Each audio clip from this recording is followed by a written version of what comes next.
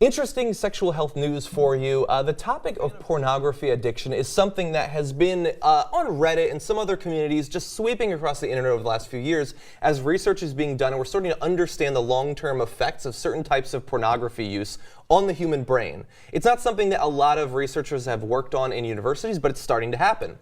So at Cambridge, they did a brain study of 19 addicted to porn guys versus a control group who said that they were not compulsive users of pornography.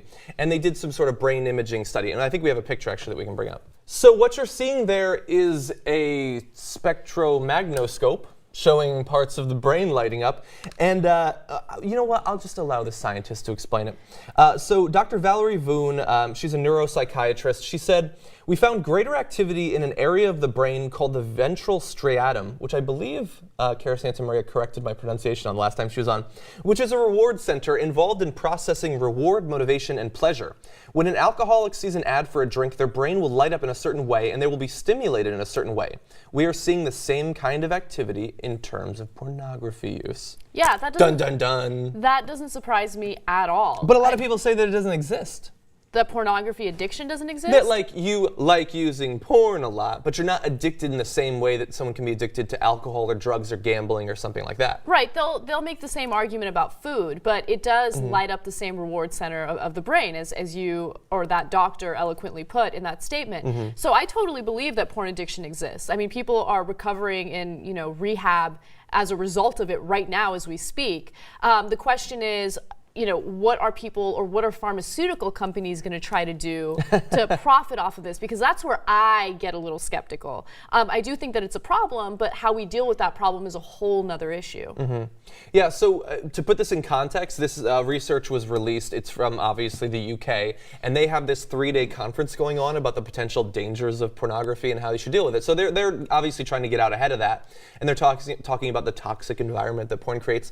And I'm certainly not saying that. That's not the point of talking about this, but it is interesting. And I do think, like, you seem to be ahead of the curve, and certainly I've been to the sites on Reddit and things like that. But I do think a lot of people think it's just something you do, like just get off people's back. No, it's perfectly fine. And I think in a lot of cases it can be, just like alcohol can be fine and gambling can be fine in a lot of cases, but it can cause actual damage. And it really depends on what kind of addiction you're predisposed to. Because if you don't have that kind of predisposition, then it might not serve as a problem for you. But another problem with pornography that I don't think people talk about enough is how it desensitizes you to certain things. So you might start off watching something that's relatively softcore, and then all of a sudden that doesn't really do it for you, and you're watching stuff that is more and more intense. Like what? Hardcore porn, whatever it is.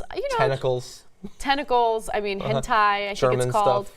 And so that happens because you just kind of get used to a particular type, and then all of a sudden you want something that's hardcore and you want something that's hardcore. I think she was thinking about a particular video when she said that.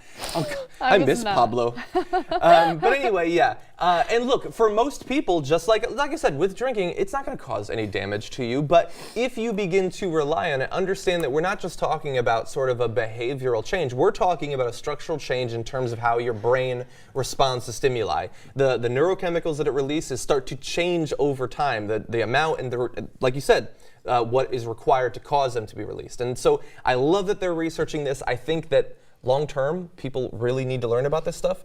And for you watching this video, if you think that you might be addicted to pornography, go to nailed it. If you search it on Reddit, you'll search porn addiction and you'll find it. I think there's a website, Your Brain Rebalanced or something like that. That's about porn addiction. You can search it. And look, as a warning sign, if you found yourself pausing this video to go check out porn in the middle, you might have a problem.